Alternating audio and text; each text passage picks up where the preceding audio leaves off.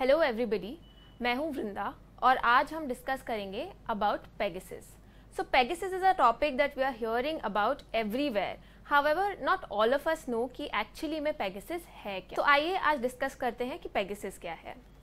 सो ancient Greek mythology में Pegasus was actually a horse with wings and Pegasus was supposed to save the world from evils and horrors.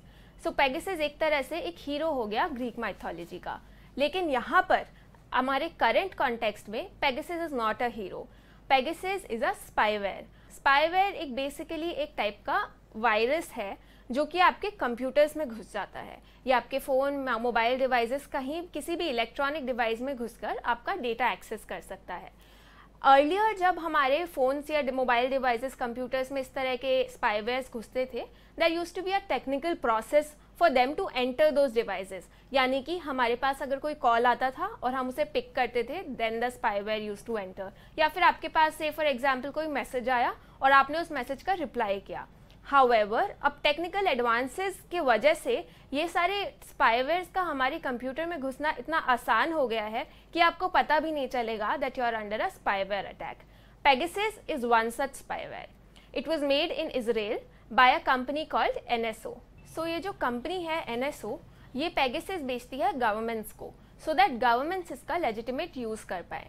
So there are two types of uses that you can make of these spywares. One will be a legitimate use and the other one will be an illegitimate use. मानिए कि आपकी government को किसी terrorist organisation का पता करना है या फिर उन्हें किसी क्राइम को डिटेक्ट करना है, तो वो ये एडवांस में कर सकते हैं by sending the spyware to the alleged person. However, we have seen that the governments or somebody else who uses such spywares, they can use it illegitimately also. Say for example किसी human rights activist पे या lawyer पे illegally spying करने के लिए. और जब इस तरह का यूज होता है स्पाईवेयर्स का, उसे हम इलेजिटिमेट पर्पस बोलेंगे. तो ये तो हो गया पेगासस के बारे में जस्ट बेसिक जिस्ट. नाउ हमें पता करना है कि पेगासस न्यूज में आया क्यों. सो रिसेंटली एक लिस्ट रिलीज करी गई जिसमें 300 लोगों का नाम था जिनके ऊपर allegedly spyware called Pegasus was used.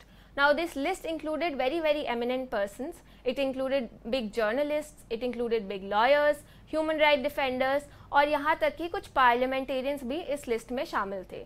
Allegation ये है कि this spyware was used to spy on these people. And ये बहुत ही बड़ी allegation है क्योंकि we know that right to privacy is a very important human right and now a constitutional right that has been granted to us.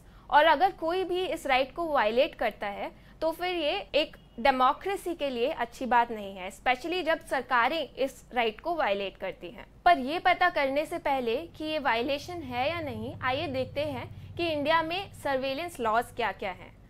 So India में surveillance laws दो acts में fall करती हैं.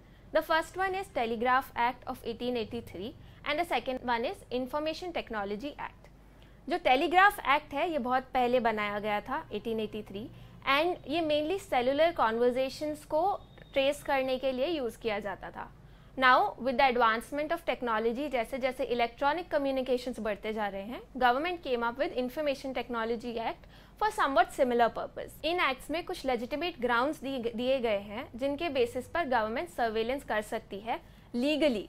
These grounds include security and sovereignty of the nations, maintaining public order, public harmony, etc. These are similar grounds जो कि article 19 of the constitution में भी दिए गए हैं जिनके बेसिस पर आपकी फ्रीडम ऑफ स्पीच को लेजिटिमेटली कर्टेल किया जा सकता है. We can see that surveillance legally भी किया जा सकता है बाय द गवर्नमेंट, लेकिन अल्टीमेटली क्वेश्चन बन जाता है कि कहाँ तक एक बैलेंस मेंटेन किया गया है between the right to privacy and the national security of the country.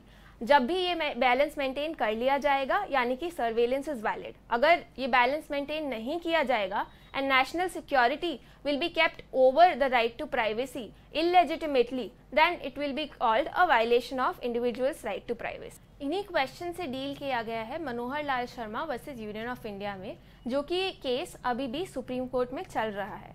In this case supreme court 3 main issues से डील कर रहा है. The first one is whether the spyware Pegasus was used to put surveillance on these people mentioned in the list. The second one is whether this use was made legally or illegally.